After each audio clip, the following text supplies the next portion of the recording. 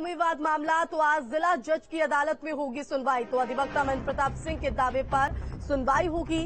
जिला जज से वादी पक्ष ने दूसरी अदालत में केस ट्रांसफर का निवेदन किया है। तो सिविल जज सीनियर डिवीजन की कोर्ट में सुनवाई में हो रही देरी वादी पक्ष की तरफ से, तो हिंदू स्थापत्य कला के चिन्हों को शाही ईदगाह से मिटा रहा मुस्लिम पक्ष। तो वादी पक्ष की तरफ से ये तमाम दलीलें श्री कृष्ण जन्मभूमि सेवा संस्थान और शाही ईदगाह मस्जिद के बीच समझौते को चैलेंज किया गया है और अब तक दायर हो चुके हैं 12 दावे और आज फिर इसी संदर्भ में ये सुनवाई आगे बढ़ते हुए नजर आएगी। और आज का दिन सुनवाई के लिहाज से काफी है। क्या कुछ दलीलें यहाँ पर पेश की जा सकती है, ये देखना होगा।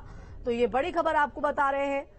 हिंदू स्थापत्य कला को लेकर सवाल खड़ा किया, तो वहीं साथ ही श्री कृष्ण जन्मभूमि सेवा संस्थान और शाही ईदगाह मस्जिद के बीच समझौते को चैलेंज, और इस संदर्भ में 12 दावे अब तक दायर किए जा चुके हैं।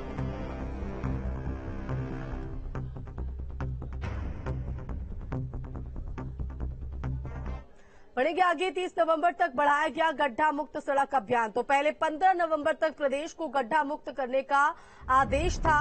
अब इसकी जो सीमा है वो बढ़ाई गई है। गुणवत्तापूर्ण काम करने के लिए समय सीमा को आगे बढ़ाया गया है। तो प्रदेश की 78% सड़कें गड्ढा मुक्त हो चुकी है। सीएम योगी के निर्देश पर गड्ढा मुक्त सड़कों का अभियान लगातार जारी है। तो पहले 15 नवंबर तक ये अभियान चलाया जा रहा था, लेकिन अब ये समय सीमा और बढ़ा दी गई है और इसी के साथ 15 दिन ये समय सीमा बढ़ाते हुए 30 नवंबर तक ये अभियान जारी रहेगा। तो गड्ढा मुक्त सड़क अभियान को लेकर समय सीमा बढ़ाई गई है।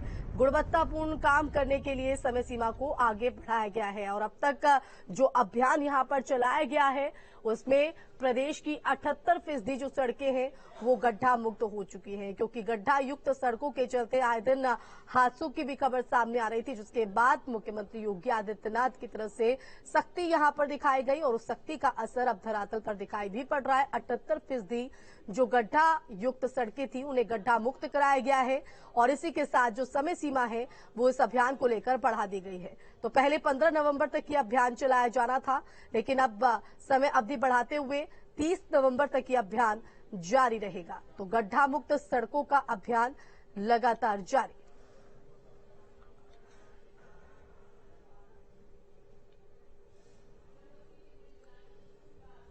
और इस बीच लखनऊ से बड़ी खबर है, जहां कानपुर यूनिवर्सिटी के वीसी